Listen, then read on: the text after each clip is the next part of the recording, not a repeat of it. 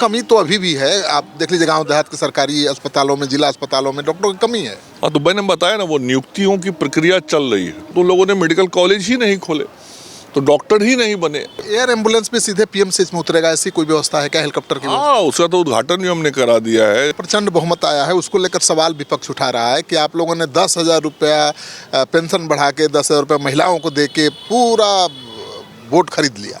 हारने के बाद तो आदमी सीना ही पीटता है और माथा ठोकता है, इसलिए पहले से सीना पीट रहे थे SIR के नाम पे।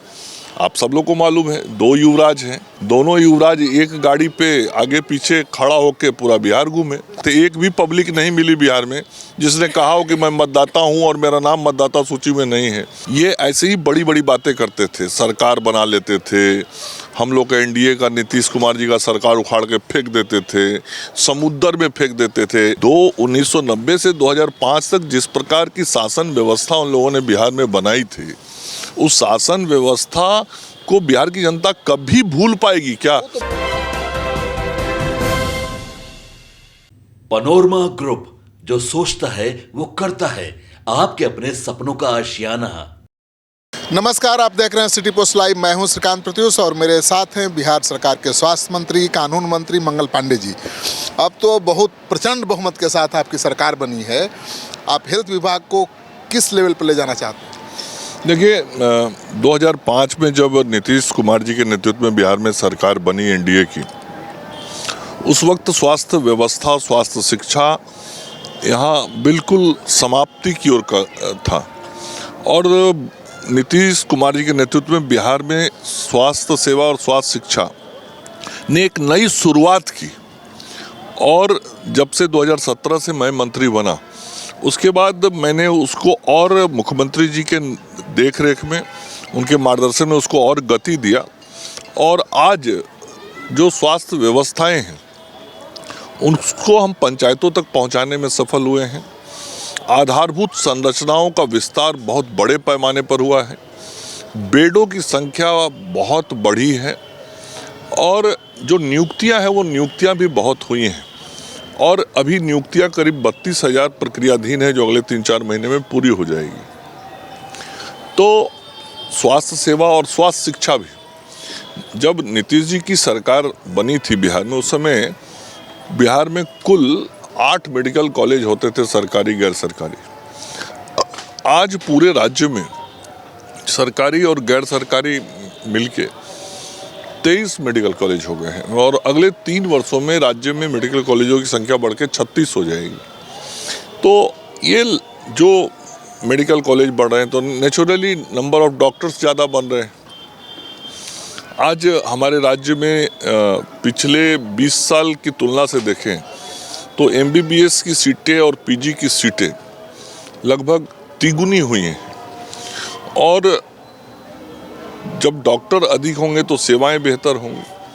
तो हमारा प्रयास अब ये होगा कि इसमें इसको और गुणवत्तापूर्ण बनाना। डॉक्टरों की कमी तो अभी भी है। आप देख लीजिए गांव देहात के सरकारी अस्पतालों में, जिला अस्पतालों में डॉक्टरों की कमी है। हाँ, तो मैंने बताया ना, वो नियुक्तियों की प्रक्रिया चल रही है। और देखिए, नियुक्ति एक ऐसी चीज़ होती है जो सतत चलने वाली प्रक्रिया होती है। चूँकि हर महीने लोग कुछ रिटायर करते हैं, कुछ लोग VRS ले लेते हैं, तो रिक्तियाँ तो होती जाती हैं और फिर रिक्तियाँ होती हैं तो नियुक्तियाँ होती हैं।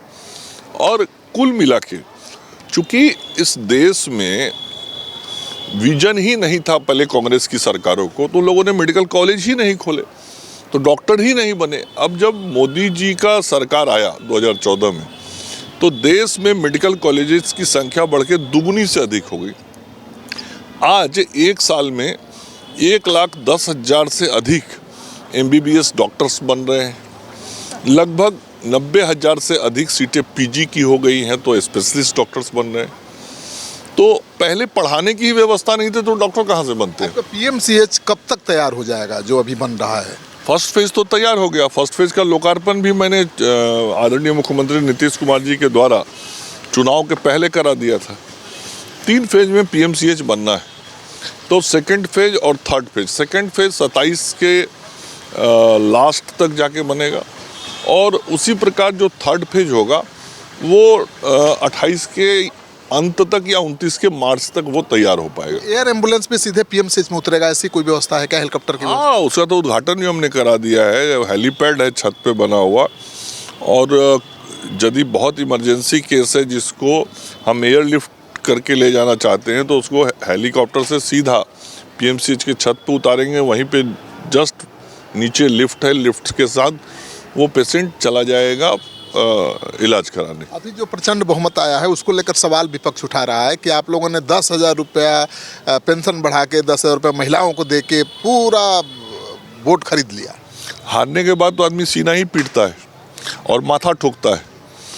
तो ये सीना पीटने वाली भाषा ये है, माथा ठोकने वाला है जो सिरपुटौल हो रहा है लोग के आपस में। तो जब हारता है कोई तो ऐसा ही दृश्य बनता है, और ये दृश्य उनको पहले से मालूम था, इसलिए पहले से सीना पीट रहे थे एसआईआर के नाम पे। आप सब लोग को मालूम है, 2 युवराज हैं, एक कांग्रेस की युवराज, एक राजद की युवराज। दोनों युवराज एक गाड़ी पे आगे पीछे खड़ा होके पूरा बिहार घूमे। आरजेडी के युवराज तो अभी बदले बदले दिखाई दे रहे हैं, बहुत नरम पड़ गए हैं। नहीं तो उनको तो मालूम चल गया ना कि मैं बड़े युवराज के चक्कर में पड़ के बर्बाद हो गया, और बड़े युवराज ने मुझे पहले ही 2 नंबर बना दिया बिहार में और अपने पीछे खड़ा कर दिया। और जो मुद्दे उठाने की बातें हुई वो मुद्दा जनता ने स्वीकार नहीं किया। जनता मान गई कि ये लोग गलत बोलने वाले लोग हैं। जनता ने हमें नकार दिया है, चूँकि हम लोग गलत मुद्दे को लेकर जनता के बीच में गए थे। एक भी पब्लिक नहीं मिली बिहार में जिसने कहा हो कि मैं मतदाता हूं और मेरा नाम मतदाता सूची में नहीं है। तो ये पहले ही से छाती पीट रहे थे। चुनाव हारने के बाद तेजस्वी यादव ने कुछ भी नहीं कहा अपने लोगों से, कोई संदेश नहीं, मीडिया से कोई बातचीत नहीं। कहा जा रहा है कि नहीं, ये आरजेडी में नैरेटिव है कि बीजेपी ने इतना डरा दिया है तेजस्वी यादव को कि जेल जाओगे का बबुआ। नहीं, वो सब तो अपना अलग विषय। मैं आपको बताऊं, मुझे जहाँ तक याद है, शायद मैंने भी आपको ये बाइट दिया है, कई चैनलों में मैंने बोला था चुनाव के पहले। ये हर चुनाव में तेजस्वी जी तो अभी 2 चुनाव से ना नेता बन के घूम रहे हैं राजद के। मैं इनके पिताजी के समय से राजद को देख रहा हूँ। पिताजी को भी 2015 और 2014 के लोकसभा चुनाव के समय भी ये ऐसे ही बड़ी बड़ी बातें करते थे, सरकार बना लेते थे, हम लोग का एनडीए का नीतीश कुमार जी का सरकार उखाड़ के फेंक देते थे, समुद्र में फेंक देते थे। अभी भी इस चुनाव के पहले भी आदरणीय प्रधानमंत्री जी के खिलाफ किस प्रकार का वो बयान देते थे। तो हर चुनाव में वो ऐसा ही बयान देते थे लालू जी। और हर चुनाव के बाद, मैं कह रहा हूँ पिछला 5-6 चुनाव उठा के देखिएगा, 5-6 चुनाव के परिणाम के दिन राजद के नेताओं के घर के दरवाजे नहीं खुले। मीडिया से वो नहीं मिले हैं, न 25 में मिले, न 24 में मिले, न 20 में मिले, न 19 में मिले, न 14 में मिले। ये हमेशा बड़बोलापन करते हैं, हार जाते हैं। हारने के बाद ताकत नहीं होती, साहस नहीं होती मीडिया के लोगों से जाके आंख मिलाने का, चूँकि कुछ दिन पहले तक बड़ी बड़ी बात किए रहते हैं उनके सामने, और फिर यही स्थिति होती है जो आज तेजस्वी जी की है। अब वो क्या मीडिया के सामने बोलेंगे कि आप लोगों के सामने कितना बड़ा बड़ा दावा करते थे। तो सब दावा का पोल तो जनता ने खोल दिया। लोगों ने इतना डरा दिया जंगल राज के नैरेटिव से कि लोग एकदम गोलबंद हो गए, अरे तेजस्वी को रोको, बाद में देखा जाए। नहीं, हम लोग काहे डरवाएंगे? डरवाए तो वही थे। 1990 से 2005 तक जिस प्रकार की शासन व्यवस्था उन लोगों ने बिहार में बनाई थी, उस शासन व्यवस्था को बिहार की जनता कभी भूल पाएगी क्या? वो तो 20 साल पुरानी बात है। तो 20 साल पुराना होने से क्या हुआ? यदि फिर 20 साल पुराने वाले को अवसर मिलेगा तो फिर वहीं पहुंचा देगा बिहार को। बिहार की जनता कतई अब उस स्थिति में बिहार को ले जाने के लिए तैयार नहीं है, ना वैसे लोगों के हाथ में बिहार देने के लिए तैयार। आरजेडी वाले कह रहे हैं कि आप ही लोगों ने गाना बनवा दिया है यादवों को पैसा देकर वो जंगल राज वाला नैरेटिव सेट करने के। मैंने कहा ना, 2 चीज़ है, छाती पीटना और माथा पीटना। तो माथा पीटने में ये सब भाषण देते हैं और छाती पीटने में दूसरी भाषा बोलते हैं। कुल मिला के इनको ईमानदारी से स्वीकार करना चाहिए था तेजस्वी जी को। जिस दिन चुनाव परिणाम आया, तेजस्वी जी को आके स्वीकार करना चाहिए था कि मैं बिहार की जनता के निर्णय को सिर माथे पे लेता हूँ। जनता ने जो जनादेश दिया है उसे मैं स्वीकार करता हूँ। मेरे अंदर जो गलतियाँ होंगी मैं उसको आगे भविष्य में ठीक करने की कोशिश करूँगा और जनता के साथ चलने की कोशिश करूँगा, जनता के लिए काम करूँगा, इस प्रकार की बात आके कहते तो ये समझ में आता कि हाँ, ये जिम्मेवारी के साथ नेता प्रतिपक्ष के रूप में काम किए और आज भी एक जिम्मेदार नेता और नेतृत्व करते हुए अपनी पार्टी की बात को करें। लेकिन ये क्या मतलब है? आप पार्टी के नेता हैं, जनता ने, बिहार की जनता ने वोट किया, इतना दिन तक ये लोकतंत्र का पर्व चला बिहार में, और चुनाव परिणाम आने के बाद आप कुछ बोल ही नहीं रहे हैं। आप लोग डरा दिए बहुत। नहीं, डरा फिर इसमें जेल भेज देगी। ये सब बात बेकार है। सीधा बात है कि जनमत को ये स्वीकार दिमाग और दिल से नहीं करते हैं। तेजस्वी जी नहीं मान पाए, लालू जी आज तक नहीं मान पाए कि जनता का जनादेश जो है उसे हम स्वीकार करें। ये ना दिल से स्वीकार करते हैं, ना दिमाग से स्वीकार करते हैं, और इसीलिए आप देखिएगा फिर बड़ी बड़ी बात करना शुरू करेंगे। ये ज़्यादा नहीं, 2 महीने 4 महीने में। लेकिन जंगल राज के नैरेटिव के चलते आरजेडी की हार हुई। प्रशांत किशोर क्यों लुढ़क गए? नहीं, देखिए, जनता, मैंने कहा ना, जो भी सत्य और सच्चाई होगा जनता उसके साथ जाती है।